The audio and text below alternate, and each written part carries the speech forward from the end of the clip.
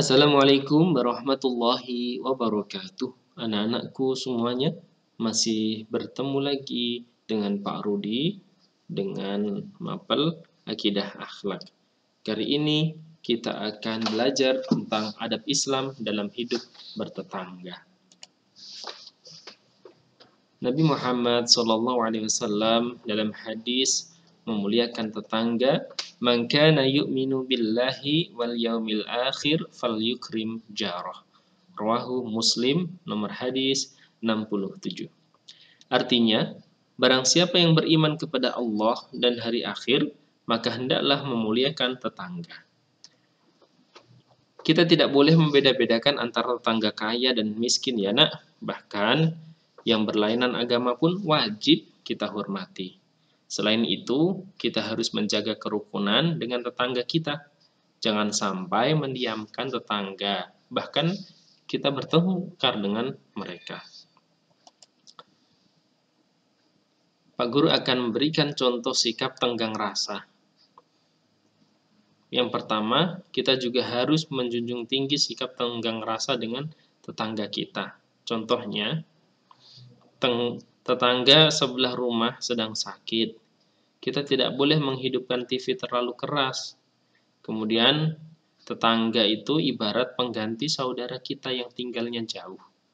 Jika suatu saat kita ditimpa kesulitan, siapakah yang akan segera menolong kita?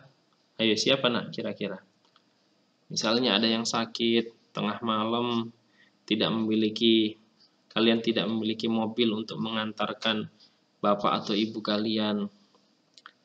Kalian punya saudara jauh di sana, siapa yang akan membantu untuk mengantarkan orang tua kita yang sakit waktu itu?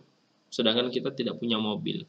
Pasti tetangga kita yang memiliki mobil diantarkan ke rumah sakit. Kita pinjam mobil tetangga kita. Nah, itu kan seperti kita meminta bantuan tetangga. Tetangga adalah pengganti saudara yang jauh. Kemudian, tentu tetangga yang lebih dulu memberikan pertolongan. Maka ini adalah sangat penting, kita harus saling menjaga rasa hati tetangga kita. Jangan sampai kita menyakiti hati tetangga kita, jangan kita musuhi tetangga kita. Kemudian, batasan bertetangga dengan tetangga berbeda agama. Kita bermasyarakat tentunya dalam satu RT tidak mungkin semuanya Islam. Ada juga yang berbeda agama, non-Islam. Ya. Bertetanggalah dengan baik dengan tetangga berbeda agama.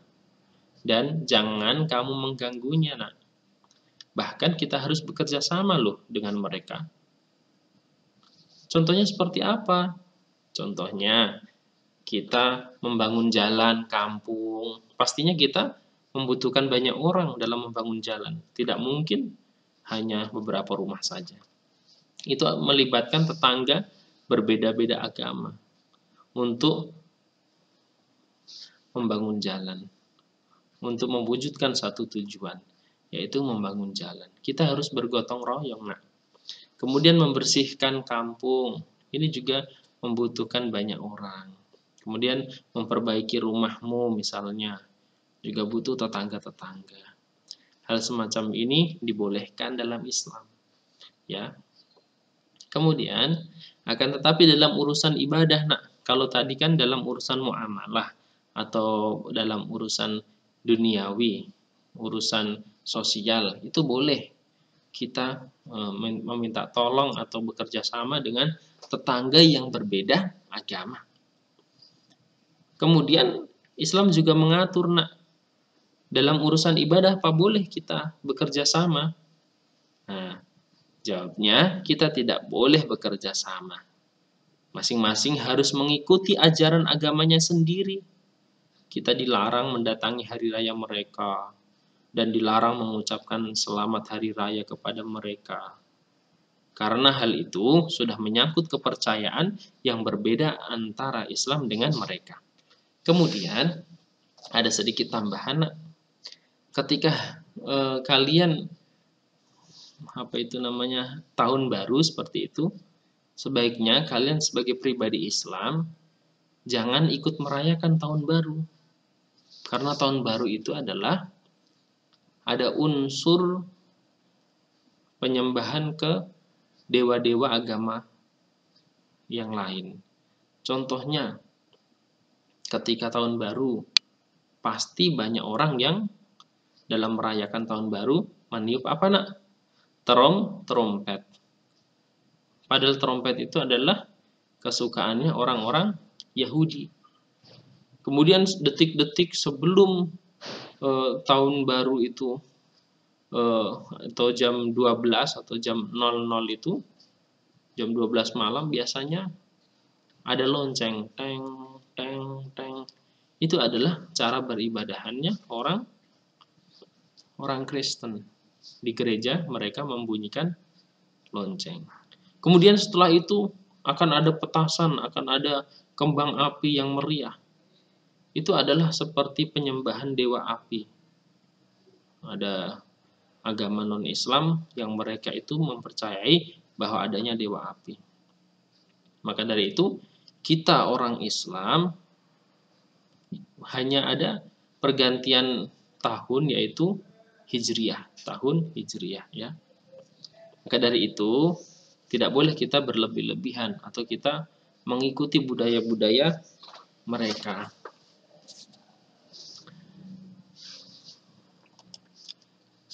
Kemudian anak-anakku sekalian, cara mempererat rasa persaudaraan dengan tetangga. Nah, kita dapat mengupayakan dengan cara yang lemah lembut, mulai berbuat baik. Ya. Kemudian jika bertemu dengan tetangga di jalan, walaupun itu ketemu tetangga Islam atau non-Islam, kita mengucapkan salam ya. Kalau sesama Islam ya, Assalamualaikum Pak, Bu. Ya, kalau sesama atau dengan tetangga yang berbeda agama, bilang aja permisi Pak, monggo Pak, monggo Bu. Seperti itu, saling uluk salam ya. Kemudian menjenguk tetangga kita ketika sedang sakit. Ini akan menumbuhkan rasa kasih sayang antara tetangga. Selanjutnya menghibur ketika tetangga kita tertimpa musibah.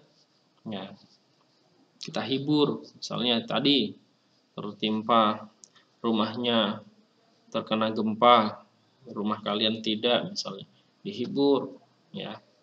Kemudian memberi ucapan selamat ketika dia mendapatkan kebahagiaan. Misalnya tetangga kalian bisa membuat rumah baru atau bisa membeli mobil baru, ucapkan selamatnya. Selamat Pak, Bu, dapat diberikan rezeki, dapat membeli mobil baru. Semoga bermanfaat, seperti itu. Kemudian memaafkan kesalahan tetangga kita. Ketika tetangga kalian memiliki salah, ya, kalian harus berlapang dada untuk memaafkannya. Nah, kemudian tidak mengamati rumahnya. Jadi kalian tidak boleh sering melihat dari jendela rumahmu, mengamati rumah tetangga kalian, melihat isi dalam rumahnya seperti hendak mau mencuri atau seperti apa.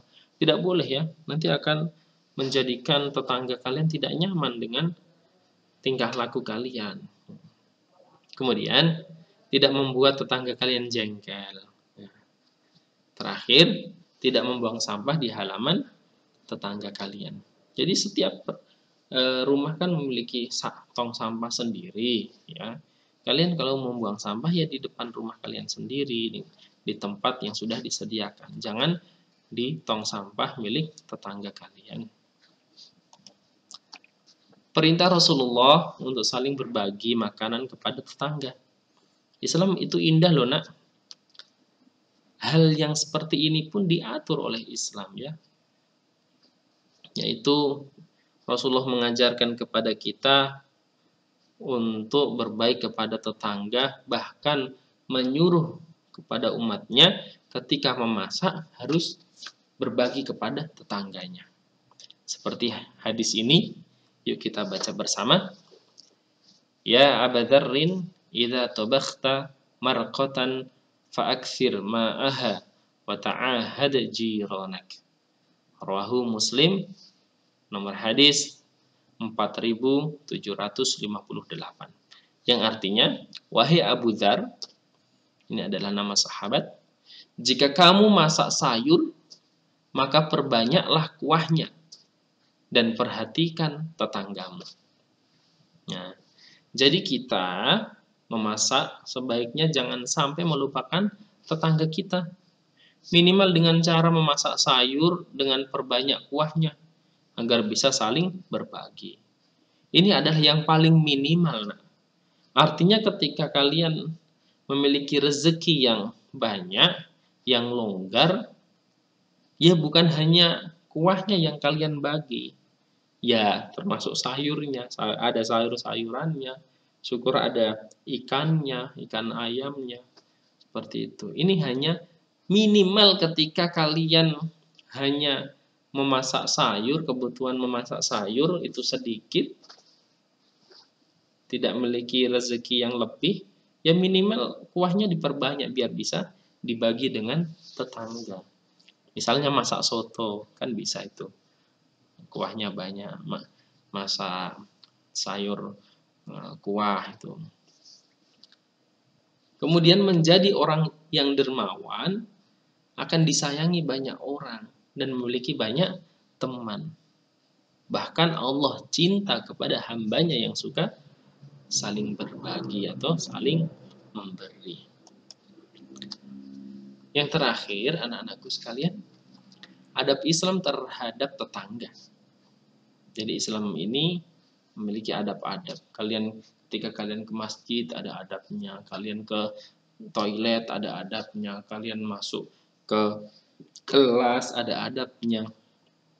Ya, jadi jangan disamakan. Beda tempat, beda adabnya ya. Nah, ini adalah adab terhadap tetangga kita. Yang pertama, mengembangkan sikap toleransi ya. Yang kedua, menjaga hubungan baik dengan rajin bersilaturahim dengan tetangga. Yang ketiga, mengikuti secara aktif dalam kegiatan sosial di lingkungan masyarakat kalian. Ketika ada kerja bakti ikut, ketika ada kumpulan ikut, seperti itu. Kemudian keempat, menghindari perilaku-perilaku yang dapat menimbulkan permusuhan. Misalnya, membicarakan kejelekan orang lain. Jadi kumpul malah membicarakan kejelekan orang lain. Ya, tidak boleh. Kemudian saling mendiamkan dan bertengkar, ini juga tidak boleh. Terakhir, menunjukkan kemuliaan akhlak seorang muslim, misalnya berkata yang baik, menghormati sesama, dan bersikap ramah kepada tetangga. Baik anak-anakku sekalian, saya kira itu yang bisa Bapak sampaikan untuk pertemuan kali ini. Mungkin sedikit, tapi coba kalian praktekkan, insya Allah kalian akan menjadi seorang pribadi Islam yang baik dan disayangi oleh semua orang dan disayangi oleh Allah. Sekian, wassalamualaikum warahmatullahi wabarakatuh.